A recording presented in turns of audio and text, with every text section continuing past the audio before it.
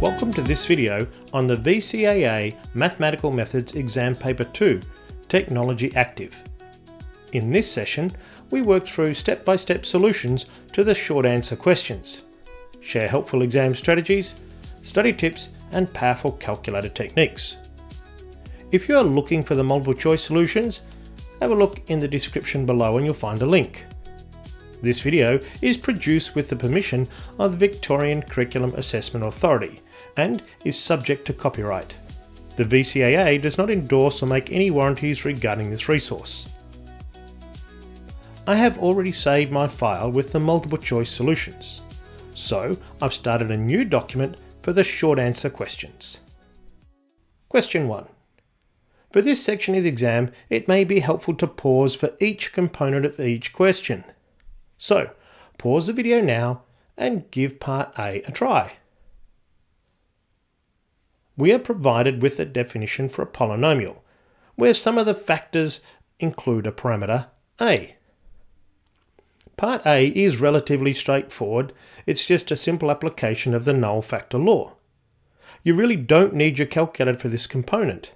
However, I can see by looking ahead that there are several components to this question. So, I shall go ahead and define f of x as given.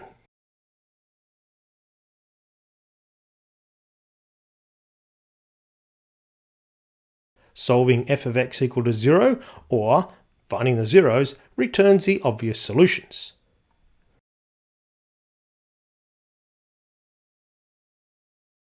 Most students got this question correct. Part B. This proved a little trickier, so proceed with caution. Pause the video and give the question a try. To have exactly 3 x-intercepts, we need to have exactly one repeated factor.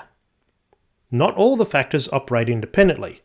Clearly, change in the value of A impacts the value of 2A. So, our expedition needs to be systematic. Generating the list of zeros will help us focus on the solutions: 2A, negative 1, and 2. I'll start with the first pair, that is 2A and negative A. The only way that these two could be equal is if A equals 0, which results in exactly 3 factors. So we have found our first solution. The next pair I'll look at is 2A and negative 1. If 2A equals negative 1, that means A equals negative a half. That also produces exactly 3 solutions. My next pair, 2A and 2. If 2A equals 2, that means A equals 1. In this case, there are 2 pairs of factors that match, so only 2 solutions exist for this value of A. Now we'll check combinations for negative A. If negative A equals negative 1, then A equals 1, and just as before, we only get 2 solutions. If negative A equals 2, in other words, A equals negative 2, we get 3 solutions. And that's all the possible matches we can generate. So the values of A, which produce exactly 3 solutions, are A equals negative 2, A equals negative a half, and A equals 0. The results from the 2024 exam, combined with the examiner's comments and report, indicate that a lot of students simply missed one or more of the options. The purpose of this video tutorial is to help you understand the questions and prepare you for subsequent exams. So watch the following process. It's not something you would need to do or want to do in an exam. The purpose is to simply provide a visual for what we have just done. No dialogue necessary, just watch. You can pause the video and rewind at any time, and try and identify each of the solutions that we've just found.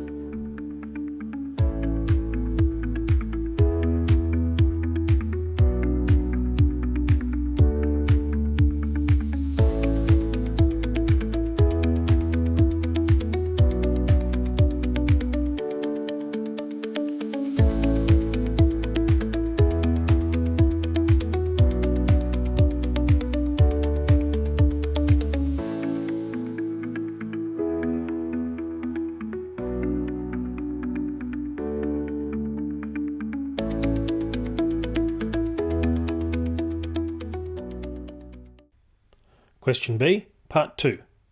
For this question, we need to find the values of A for which there will be exactly 4 solutions.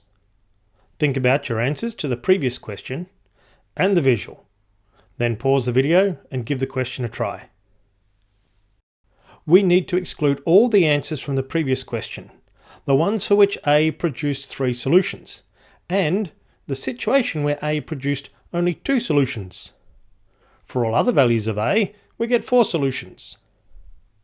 So our answer is for all real numbers except -2, -0.5, 0, and 1. How did you go? Did the visual help? Our brains are wired for visuals. In mathematics, these typically occur as diagrams or graphs. A graph is simply a visual representation of a mathematical relationship. Question C, Part 1. An important thing to notice here is that the question is only worth 1 mark. That means there is only an answer mark, no marks for working out. And whilst you could do this question relatively easily by hand, it's also quite quick to do on the calculator. Furthermore, I've looked ahead, and there are more questions that relate to g of x, so it's worth the effort to define the function. I'll define g of x equal to x plus 1 all squared times x minus 2 all squared.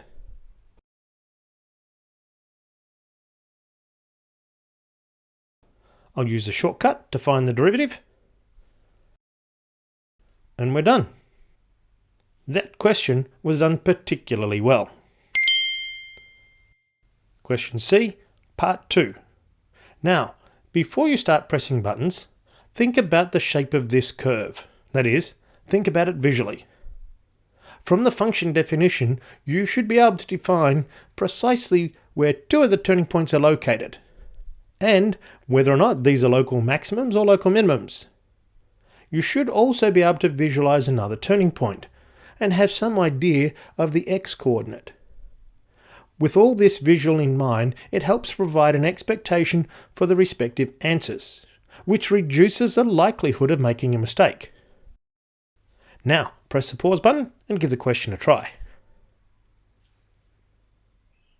I already have g of x and its derivative defined, so all I need to do is set the derivative equal to 0, and no surprises here. The gradient is 0 when x equals -1 and 2. These are our local minimums. But there's also a gradient of 0 when x equals 1/2. But everything is as expected. I'll do a quick check-in on the graph. And we can see that there is a local maximum at x equals 1/2.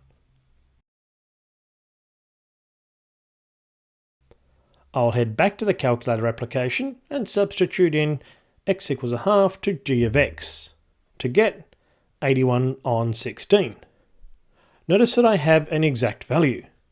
If I'd substituted in 0.5, depending on your calculator settings, you may have got a decimal approximation, just like in the graphs application. If there is a relatively simple, exact answer that's readily available, you should use it, unless the question states otherwise.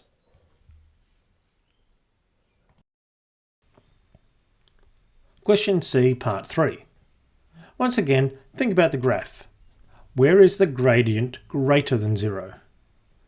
You could answer this based on your previous responses. Also, think back to the tips provided in the first video, the one about the multiple choice section. What answers or mistakes is the examiner expecting you to make? Now pause the video and give the question a try. We already know the location of the turning points and could quickly and efficiently write down these solutions. However, I'm just going to use the calculator to do a quick check. I'll solve the derivative of g of x to be greater than 0. Now be careful with the inequalities. X lies between -1 and +1/2, or it can be greater than 2. Make sure you use the correct notation and inequality signs. This is where students typically lost marks on this question. Question C, part 4. This question will be much quicker if you do it on the calculator. But before you get started on this one, think about the function g of x and the points where the tangent lines are going to be drawn. These are not arbitrary points. In fact, if you think hard enough about this question, you should be able to pick the x-coordinate where the tangent lines are going to intersect. Also, there is a great tip coming your way, so stay tuned. Now press the pause button and give the question a try. You could use the tangent line command to help answer this question, but rather than track through the menus, I'm just going to determine the gradient at the point required.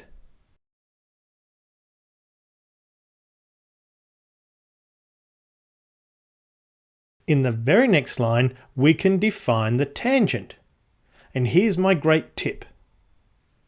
Parabolas are not the only graph that can be represented in translational form. The same applies for straight lines. This can be a great way to work out the equation to a tangent line.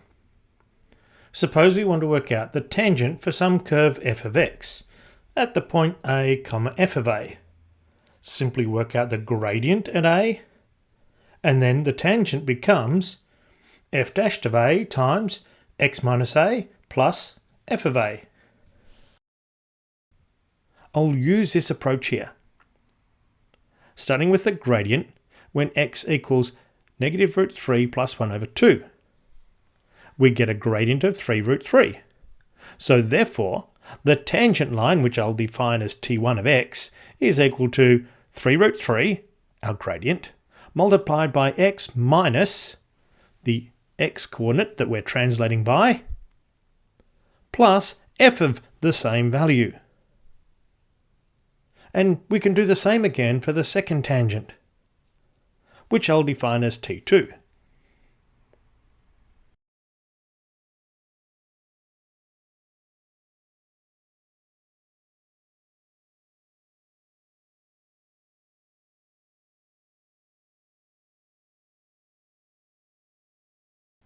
Now we need to find where the two tangent lines intersect. But remember, if we thought about this question, we already know the answer is x equals a half. To find the coordinates where the tangents intersect, we can simply substitute in x equals a half. Don't make the mistake that some students made. That was, they substituted x back into g of x. You need to make sure you're substituting your result back into your tangent function. Question D, part 1. This question is only worth 1 mark. Pause the video and give the question a try. The examiners provided a nice clue here, stating that h of x is equal to f of x with a equal to negative 1. So I'll define h of x accordingly.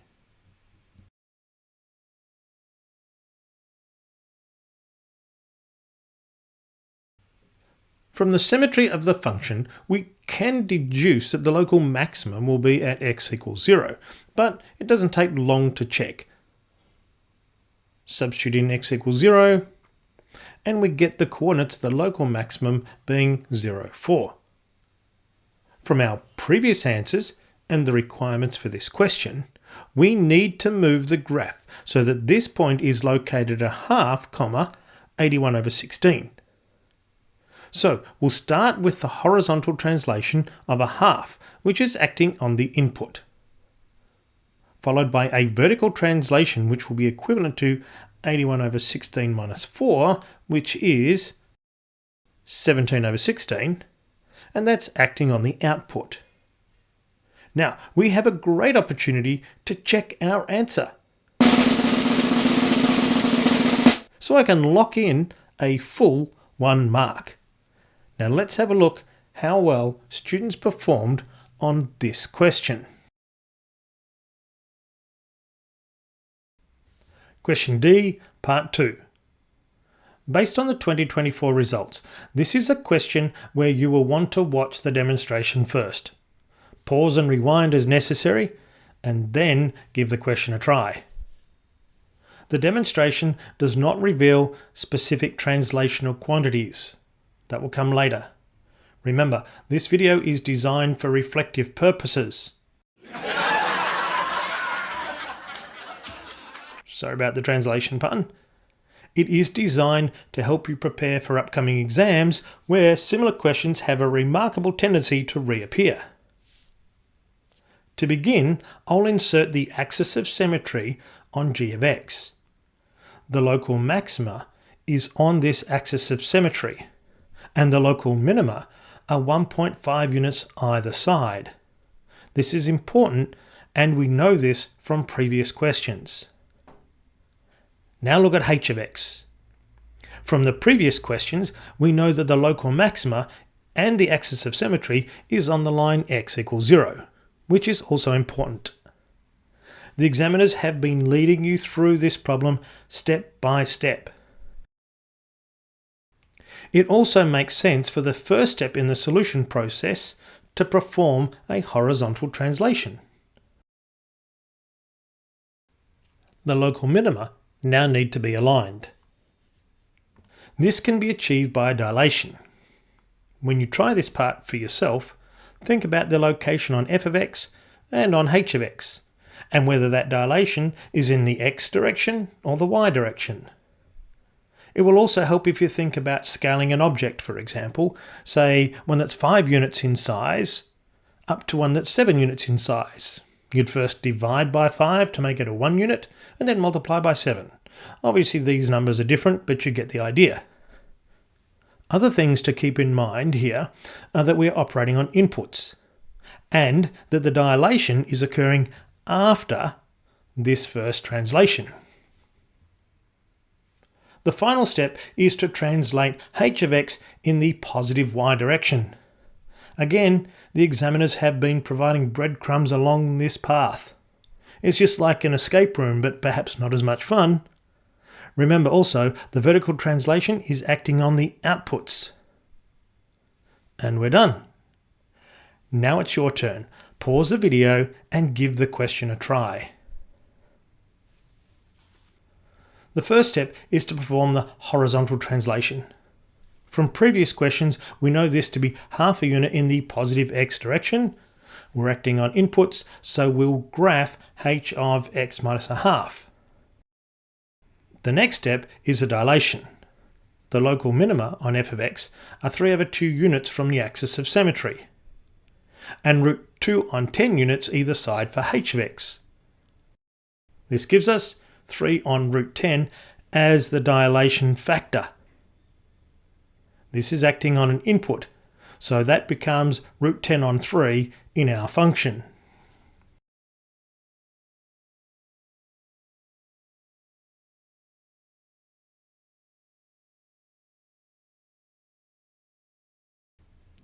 The final step is the vertical transformation. The horizontal transformation and dilation parallel to the x-axis do not impact the vertical location of the turning points, so we can use previously computed values. So that's 9 on 4 for the y-ordinate of the local minima.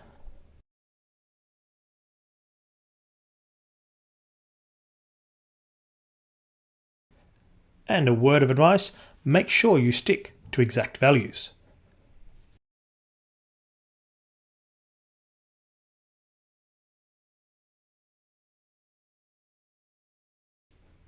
Now let's see how the students from 2024 did on this question. Sorry about the sound effects. They were almost as bad as students' responses. This is clearly an area that needs more work. And that's a wrap for question 1 in the short answer section. Take a deep breath as we head off into question number 2. Question 2, part A. Insert a new problem. Remember, that allows us to go back and check over other questions at any time. Before you start this question, notice that it is worth 2 marks. The function itself is easy to differentiate, so think about what information you might need to include to achieve 2 marks.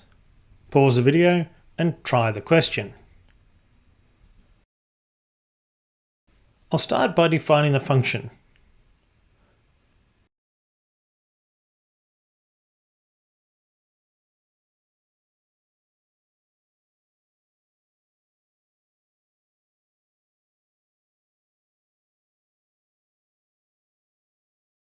A quick check for f of 1/3, and it tells us the temperature is 22, so our function is continuous, but is it differentiable at t equals 1/3?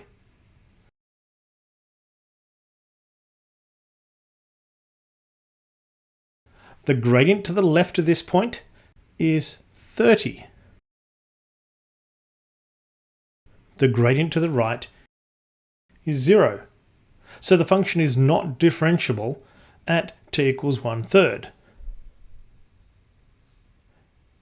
Note that the calculator tells us that 1/3 is not included in the derivative.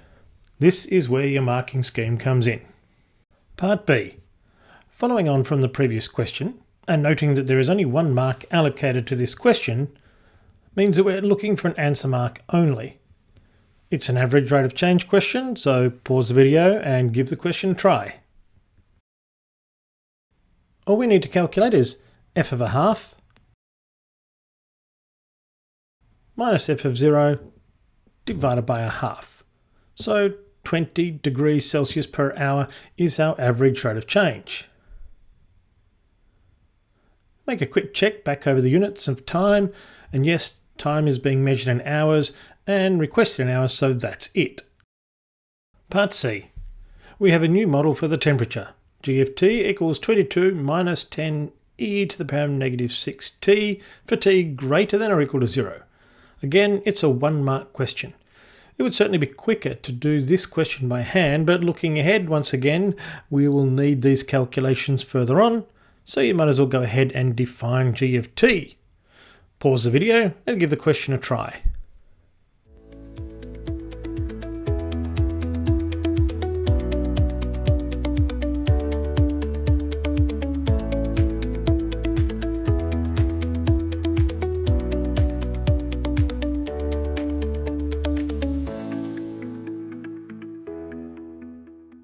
Clearly, this question was well done. Question C, Part 2. Again, a 1 mark question. We're using the derivative from the previous question. So check the units, you know the drill. Pause the video. The main thing to be careful of here is that the question asks for the answer correct to 3 decimal places. There is a rounding option on the calculator, but if you've made it this far, I'm certainly not going to insult your intelligence. However, the examiner's report noted that the most common incorrect response was to do with rounding errors, so do be careful.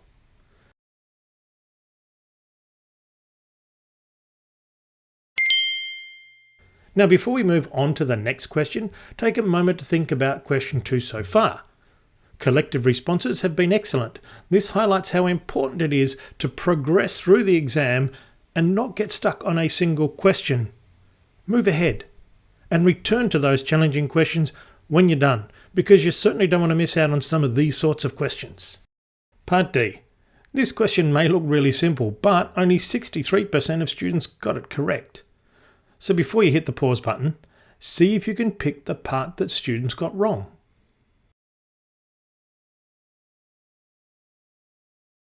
Now, you know the drill.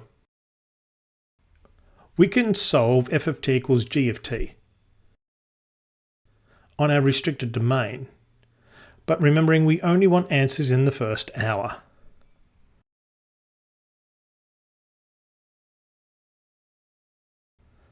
One of the responses looks a lot like 0, and the other one is 0.2656. Check the question again. Notice a curved bracket on the 0, and therefore you may have picked it. Some students put in 0. So our final answer is 0.27, correct to 2 decimal places. Part E. This is another 1 mark question. So we're chasing an answer mark only, correct to 2 decimal places. So a graph is a great way to tackle this question. The question wants to know the greatest difference predicted by the two models. So we can either choose g of x minus f of x or f of x minus g of x. So let's check them out.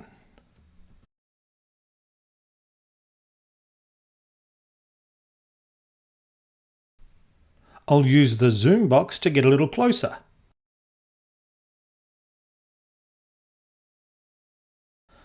I have chosen f of x minus g of x. It appears that the greatest difference is this value here. I can swap the order around and make it g of x minus f of x and use the Analyze menu to find the maximum.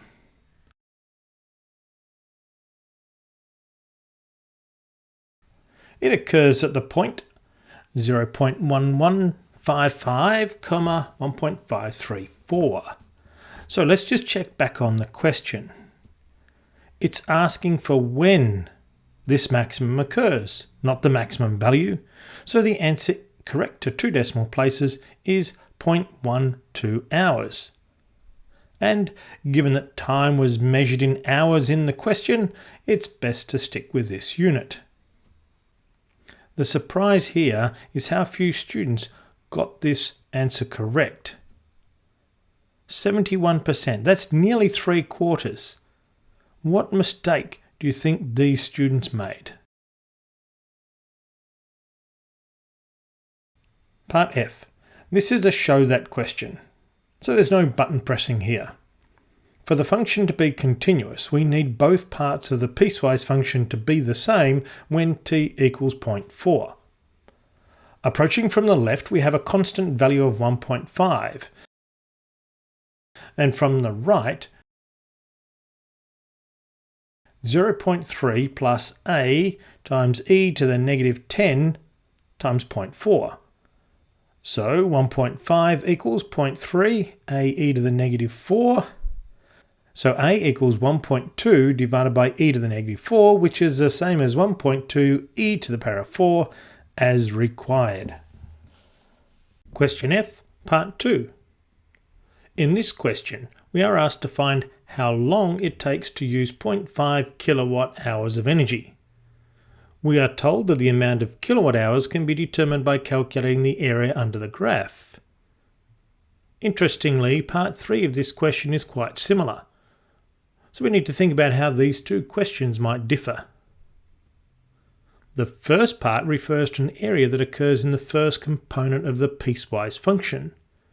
0.5 is 1/3 of the 1.5 kilowatt hours, so it will take 1/3 of an hour, which falls within the corresponding domain.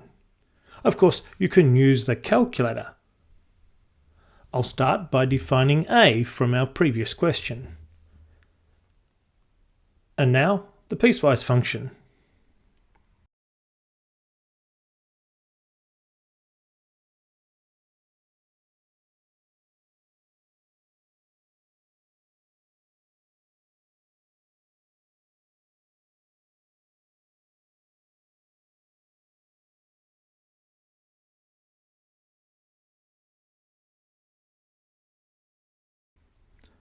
For this part, I can solve the integral of p of t from 0 to some value x and make that equal to 0.5. And we get the answer that we just referred to as 1/3. But be careful, this is actually 1/3, so best write your answer as an exact value, since we are not asked to provide it to some fixed number of decimal places. You'll notice that that question took a little bit longer on the calculator than it did by hand using mental arithmetic. But we have not completely wasted this time because our definition is required for the next part. Question F, Part 3. As mentioned, this question is almost the same as the previous one. So all we need to do is change the value being solved.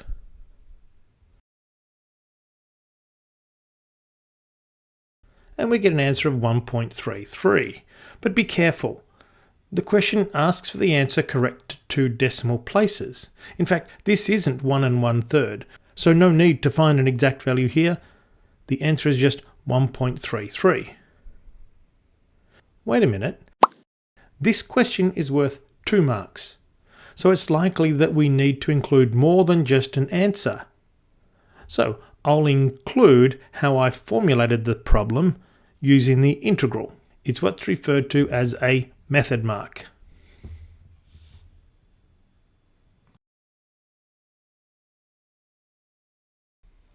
Question 3.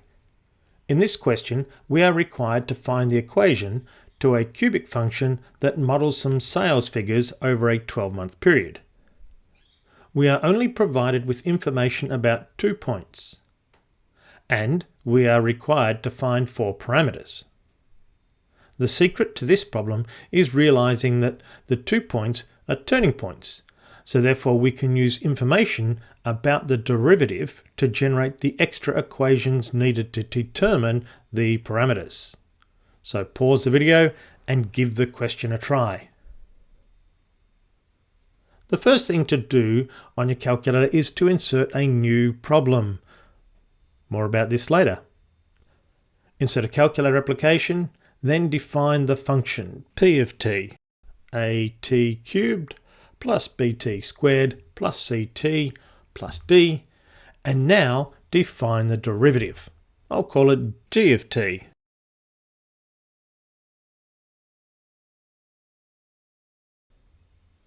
I can use the solve command to determine all the values for a, b, c and d, because we know that p of 2 equals 2500 and g of 2, that is the gradient at 2, is equal to 0. P of 11 equals 4400, and again g of 11, the gradient at 11, is also 0, and I'll solve for a, b, c and d.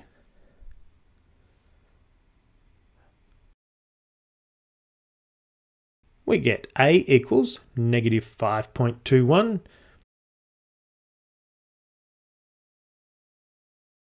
b is 101.65, c is negative 344.03,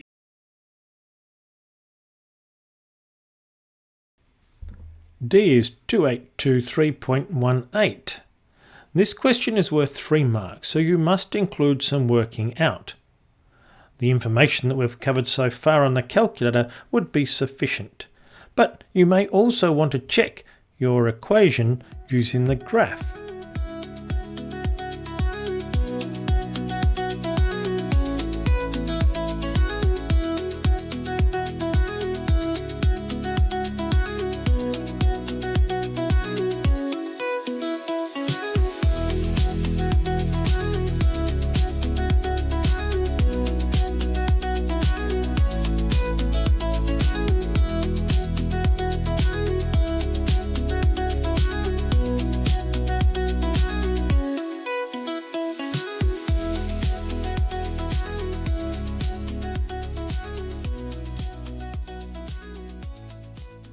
Question 3a, Part 2. Another function, also a cubic. Q of t can be used to model the 2022 sales. We're told that the local maximum for these sales is given by the point 23, 4,750, which is exactly 12 months on from the previous maximum sales, but the sales have increased by 350 units. The question tells us that Q of t is simply a translation of P of t, and that we are required to determine the corresponding values for H and K for that translation. Leave all the context behind and press the pause button to give the question a try. I'll define Q of t equal to P of t minus 12, that's the horizontal translation done, plus 350. That's the vertical translation done. And I'll check the answer using the graph and a restricted domain.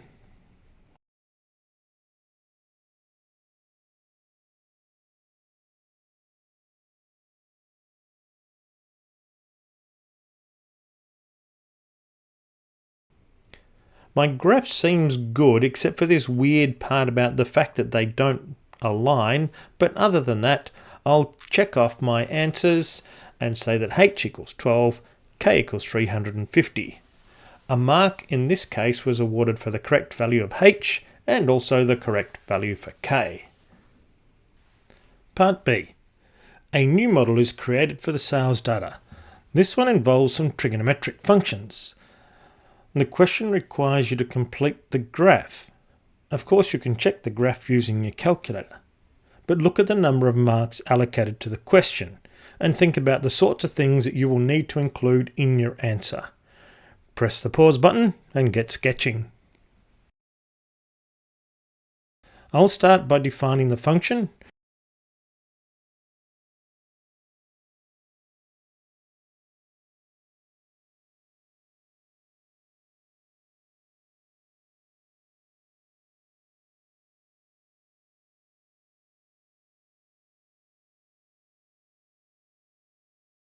Change my window settings to match those shown on the actual exam.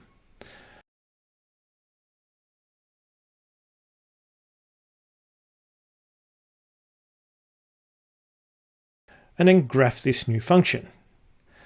Given the question has been allocated 2 marks, we need to include more than just the general shape. Spend a few moments to analyse the turning points and include them in your sketch. Remember to include the endpoint. Literally, it's included, and you'll need to colour it in. And enter its coordinates as 36, 5,180. B, part 2. This question tells us that the function predicts an increase in sales every 12 months. Before you press the pause button, or for that matter, any other buttons, spend a moment analysing each component of the function. Can you figure out the annual sales increase without using your calculator? Okay, you can press the pause button. If you look closely at the function, 3,000 is constant. It's independent of t. The two cosine functions provide the cyclic or periodic nature of the sales, but their minimum maximum will not change throughout the years. There is just one part that is constantly increasing, and that's the 30t. So to answer the question, we just need to do 30 times 12, which is 360.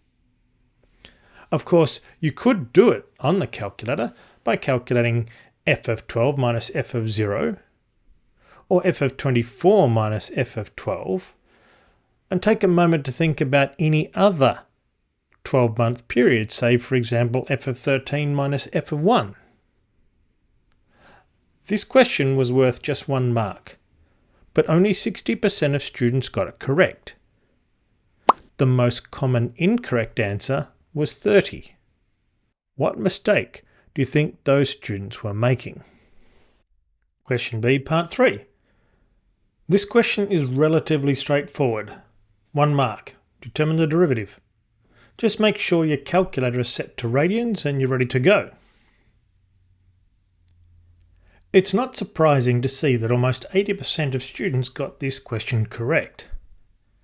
For the 20% of students that didn't get a mark, perhaps they didn't adhere to tip number 3 from the multiple choice video. Don't spend too much time on a single question. 3b, part 4. There are a couple of options for this question. Think about the different ways in which to solve it and then give it a try. One option for this problem is to solve when the derivative is equal to 0. But we have seen the graph. It has lots of turning points over the interval from 0 to 36. So we are likely to get lots of results. Or even miss some, as the calculator will only return a finite number of solutions. The maximum value of a function, or fmax, is less likely to lead to such confusion. The fmax command returns the corresponding values for the times.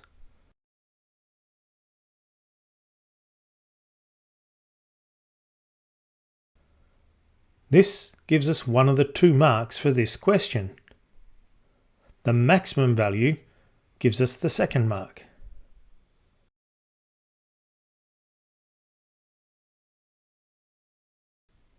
Another option is to graph the derivative. This can be copied and pasted from the previous answer.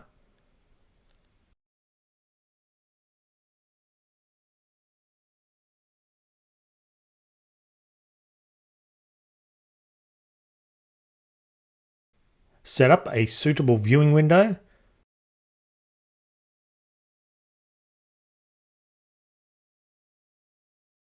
Then use the Analyze tool to locate the respective maximums.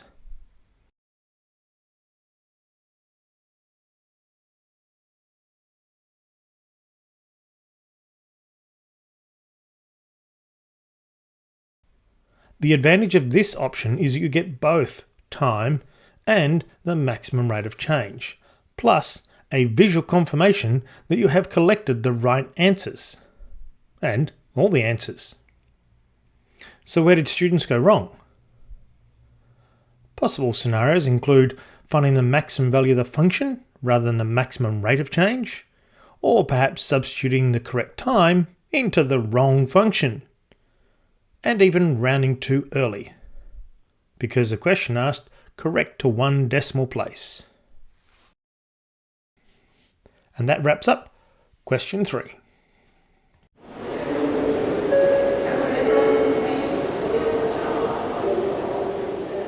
Question 4a. Sorry about that background noise. It seems we've arrived at the airport and need to check in. We are provided with a probability density function. It's given as a piecewise function, but you can save a small amount of time if you are consistent and strict with the terminals on the integral when it comes to computing the probabilities. So hit the pause button and give the question a try. Final call for boarding for the last remaining passengers. I'll insert a new problem. Start by defining the function f of x. Notice that I can do this without interfering with any previous definitions for f of x, because each time I start a new question, I'm starting a new problem. In this case, I'm defining f of x without using the piecewise option.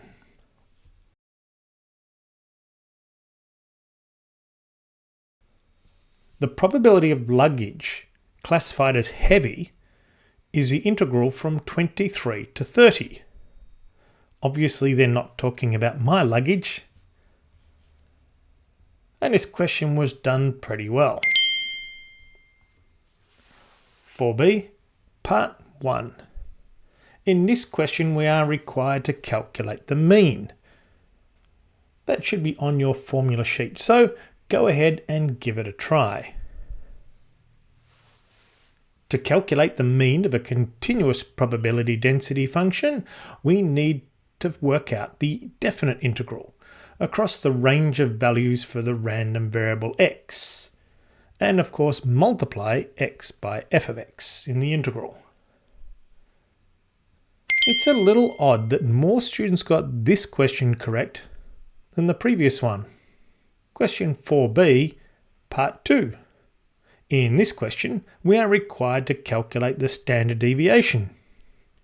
You might want to use your answer from the previous question as well. So go ahead and give it a try. Once again, we're using calculus to determine the standard deviation. I can edit the previous result, which will expedite the process, change the x to an x squared, and then subtract the square of the previous answer and we'll have the variance. Square root the result. Now, before going on to the next question, just check. What are we missing? This question is worth 2 marks. A single answer will not be sufficient. A method mark has been allocated to this question. So, set up the expression for the standard deviation and include that in your written answer.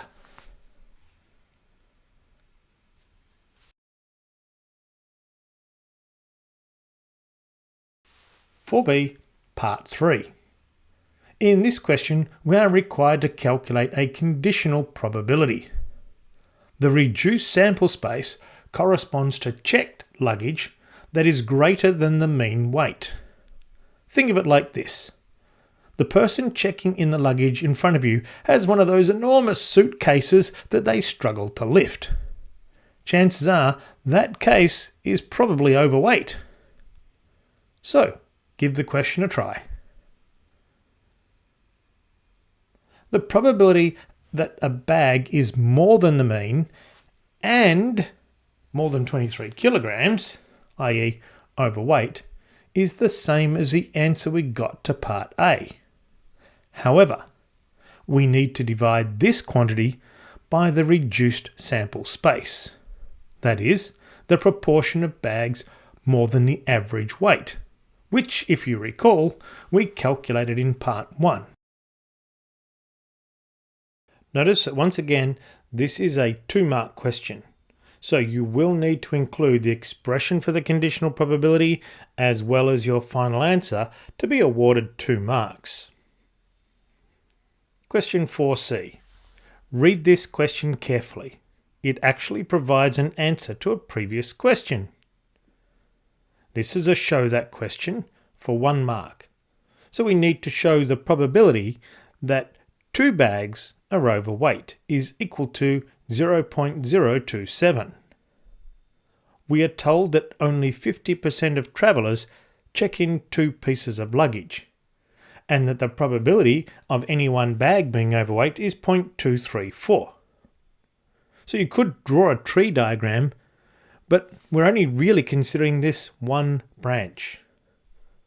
0.5, that's the proportion of travellers taking 2 bags, times 0.234, that's the first bag overweight, times 0.234, that's the second bag overweight, and that remarkably equals 0.027.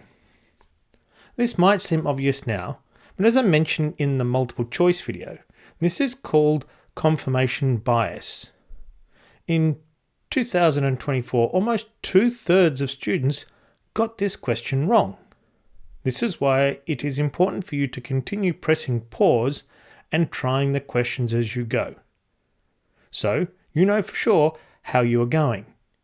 Doing the question is really important and is far more effective than just listening and following along. Question 4C. This question was very poorly done. We've just finished working out the probability of exactly 2 checked bags being overweight. We need to do at least one more similar calculation. Try the probability of checking exactly 1 overweight bag, remembering that this overweight bag could come from someone checking 2 bags or someone checking 1 bag, but obviously not someone not checking any bags at all. You should use a tree diagram. Now, pause the video and give the question a try. For exactly 1 bag, we'll start with considering someone that's checking 2 bags. That's a 50% probability. Now, there's a possibility that the first bag could be overweight and the second bag not overweight. Or, the first bag is not overweight and the second bag is. Now let's consider the traveller that checks just 1 bag and it's overweight.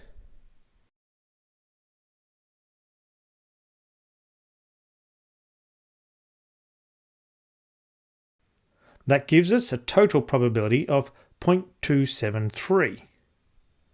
Now we could go through all the options for no bags being overweight, but all these probabilities have to add up to 1, so we can just subtract the 2 that we have from 1.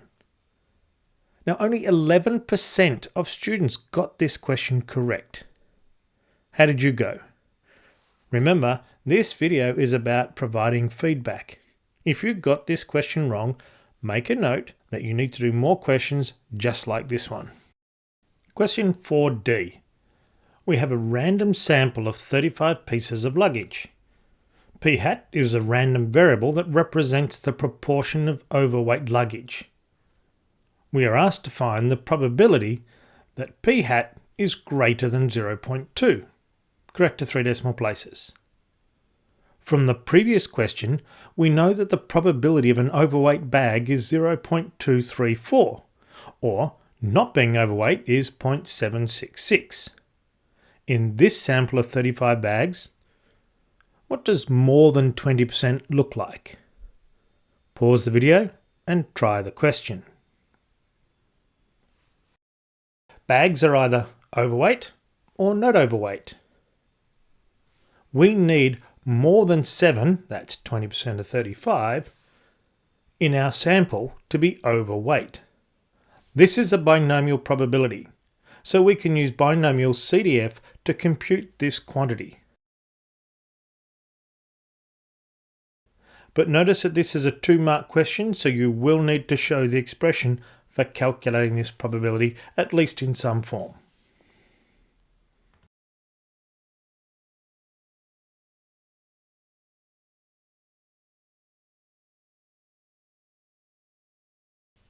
For D, Part 2. In this question, we are asked to find the probability that the proportion of overweight bags lie within 1 standard deviation from the mean. To solve this problem, you can work with either proportions or the actual numbers. Personally, I find it easier to visualize the quantities, so I think about the question in this way. There are 35 bags going around and round on that carousel. Would you be surprised if 20 of them were overweight? What about 2 or 10? We know that the probability of a single bag being overweight is 0.234. In a sample of 35 bags, we would therefore expect 0.234 times 35, so 8.19 bags to be classified as overweight. But this is a sample, so it could contain 20 overweight bags, but that does seem unlikely. Or perhaps only 2 overweight bags, which also seems unlikely, but 10 seems reasonable. The standard deviation is a numerical quantity that describes how much variation we would expect. For the binomial distribution, we can determine the standard deviation by calculating the square root of n times p times 1 minus p, which in this case is equal to 2.505. So, 1 standard deviation above the mean would be 8.19 plus 2.505, and 1 standard deviation below the mean, 8.19 minus 2.505. Now the question requires us to calculate within 1 standard deviation from the mean, so we need to round inwards. So the 5.68 becomes 6, 10.69 becomes 10. Now we can compute this probability. Binomial CDF to the rescue once again.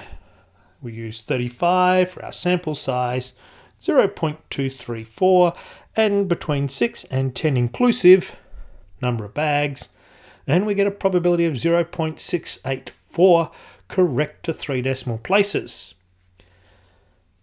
As this is a 2-mark question, you need to include your working out, some sort of statement about finding the probability that x lies between 6 and 10 inclusive. Question 4e, Part 1. This is different than the previous question.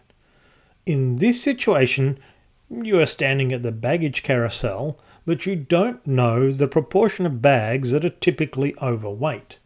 So you make an estimate for the true proportion after you've spotted 10 bags with overweight tags, out of a total of 50 that are currently moving around on the carousel. The question says, use this sample. What we do know about taking samples is that the sample proportion will be normally distributed. So we can use the Z interval command to create a 90% confidence interval for the true proportion. We identified 10 bags with overweight tags out of the 50 on the carousel. Using a 90% confidence interval, we believe the true proportion would lie between 0.106 and 0.293. This question was only worth 1 mark, so that's all we need to do. Question 4e, Part 2. Less than 10% of students got this question correct. So for this question, you can sit back and watch the baggage carousel go round as I provide some thoughts and visuals to help you understand the question. Suppose we miscounted the number of overweight bags in the previous question. How might this impact the 90% confidence interval for the true proportion of overweight bags? So, on the screen we have the situation from the previous question where we counted 10 overweight bags out of 50. Our 90% confidence interval for the true proportion is shown on the screen, somewhere between 0.107 and 0.293, which aligns to approximately somewhere between 5 and 14 bags. Now, let's see what happens to our 90% confidence interval if we had in fact cited 12 overweight bags. The range of values for the true proportion is now larger or wider than what it was before. To save on some mental arithmetic, I've included a calculation off to the right here. For 10 bags, that range was 0.186. If we'd counted 12 overweight bags, it's now 0.1987, i.e. wider than what it was before. Now watch what happens if we'd counted even more heavy bags. The range of values for my estimate of the true proportion is getting bigger. That is, until we reach 40 bags. Take a moment to think about this quantity. Observe what happens if I count 41 overweight bags. The spread just got a little bit smaller, narrower than what it was before. If I slide back to my original count of 10, the range of course is the same as the previous question, but if there are only 9 overweight bags, the range of values for my estimate for the true proportion is now smaller or narrower. What is causing this range of values to be wider or narrower? It's the standard deviation. Now that we have a slightly better understanding of the problem, let's see how we might have computed this during the exam. The standard deviation for our sample from the previous question was calculated as the square root of p times 1 minus p over 50, which is what gives us a 0.05657. So we need to find the range of values for p that will produce a larger spread, a larger standard deviation than this quantity. So we can solve the square root of p times 1 minus p over 50 greater than 0.05657, and we get p needs to be somewhere between approximately 0.2 and 0.8. You may recognise these values, particularly in terms of the physical number of cases. That's our range from 10 to 40. So in order for our estimate of the true proportion to be wider, then the count of overweight bags would need to be somewhere between 11 and 39.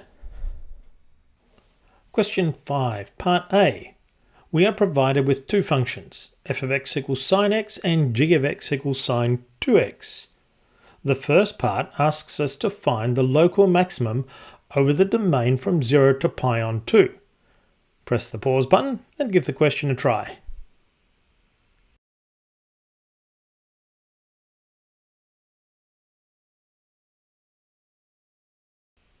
A graph is the simplest place to start here.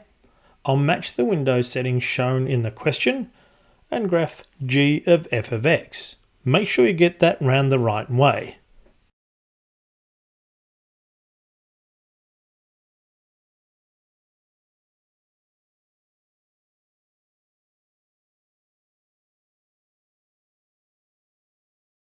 The question asks for the coordinates correct to 1 decimal place. So our answer is 0.9, 1. Question A, Part 2. You should be able to do this question without a calculator.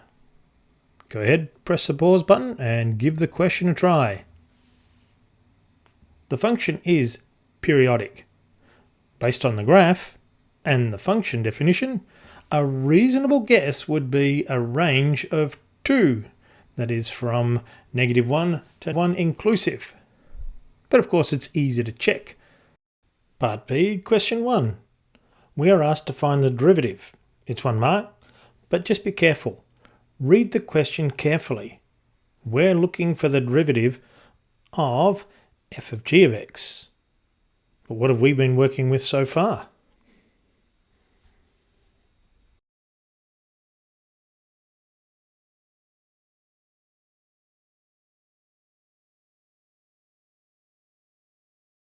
Part B, Question 2. This is a show that question. Screenshots are not possible or acceptable, and my calculator said no real results is not an acceptable answer either. So take a moment to think about what's happening and give the question a try. To show this, we need to know when does cos theta equal 0, or, put another way, the arc cos of 0 is equal to 2n plus 1 pi over 2. For all integer values of n, the absolute value of this expression is greater than 1. But the range of sine 2x is -1 to 1. So there are no solutions to sine 2x equaling 2n plus 1 pi over 2, and therefore cos of sine 2x can never equal 0.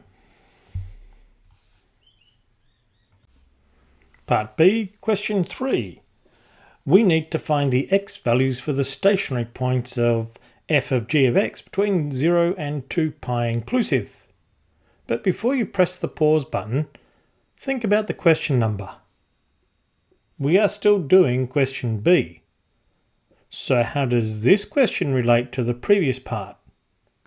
Now press the pause button. From the previous question, we already know that cos of sine 2x cannot equal 0. And since the derivative of our composite function is 2 cos 2x, cos sine of 2x, and we're looking for stationary points, think about the null factor law. So all we really need to find is when does cos of 2x equal 0 over the domain from 0 to 2 pi.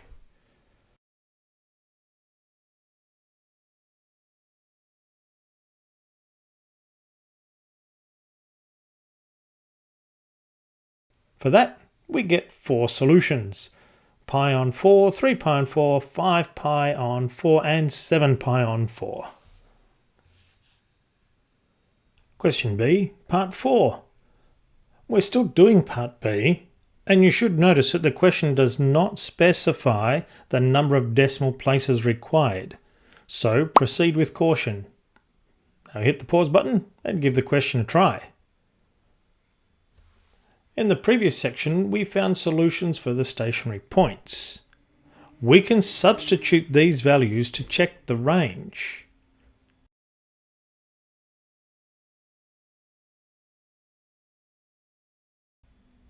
There doesn't appear to be any obvious exact values, so I'll leave the answers in terms of sine. So the range will go from negative sine of 1 through to the sine of 1. Make sure you use the square brackets as these values are included. Part C, question 1. Read the question carefully. It's quite common for a small nuance to appear later in examination questions. Furthermore, at this stage of the exam, your brain may be getting a little fatigued, so take in some deep breaths to get the oxygen going and then give the question a try. You don't need a calculator for this question, and there are several ways to express the answer. The nuance in this question is that the examiners have requested a single integral, so providing 2 and swapping terminals is not acceptable. For my answer, I'll choose to double the integral from 0 to pi of g of f of x minus f of g of x dx. Make sure your notation is good and your order is correct. Part C, question 2. The question says to hence evaluate the integral, but this is where it's worthwhile spending a little bit of extra time. I'll evaluate the integral in the calculator application, but you should also use your graph and the area between the two functions to check the actual integral itself. That way you'll get 2 hits from one set of calculations. According to the calculator application, my area is approximately 4.969, and in the graphs application, I'll measure the area between the two functions.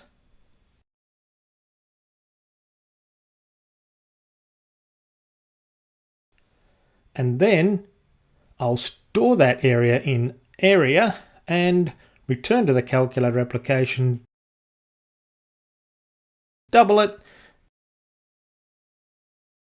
and we get the same result. So we're all done and ready to move on to the last question. This question was not done well at all. So before you press pause, I'm going to work through some diagrams to help generate an understanding before you proceed. The question asks us to find the values for which f of g of x is defined for x on the interval from 0 to 2 pi. So I can move point x along this interval. The first step in f of g of x is to feed values for x into g of x. The output or range of g of x is a set of values between -1 and 1 inclusive. The question tells us that the domain of f of x is from 0 to 2 pi. Can you see the problem now? The range of g of x is not a subset of the domain of f of x, so we should be expecting some conflict. When g of x generates a negative number or 0, our composite function is broken, or more precisely, undefined. This is what the question is asking us to identify: the values of x for which f of g of x is defined. While this is all the question is seeking, to complete the mental image, it is worth looking at the output of f of g of x. The values of sine 1 and negative sine 1 should be familiar to you by now.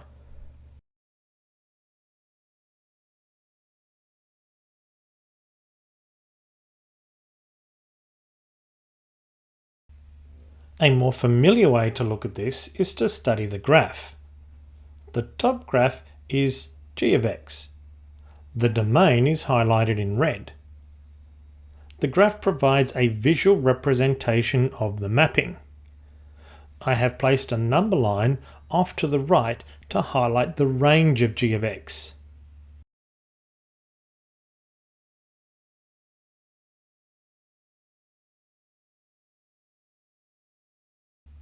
Now let's have a look at f of g of x. Again, the domain of f is highlighted in red. The current value for x is shown on the axis, but we are reminded of the output from g of x. As soon as this output from g of x turns negative, f of g of x no longer exists because it doesn't fit on our red highlighted domain. Now that you have seen how we can break the composite function, your job is to identify the domain restrictions that protect f of g of x from being broken. Some of these restrictions should be relatively straightforward, however, you'll need to be careful about endpoints. So go ahead, pause the video and give the question a try.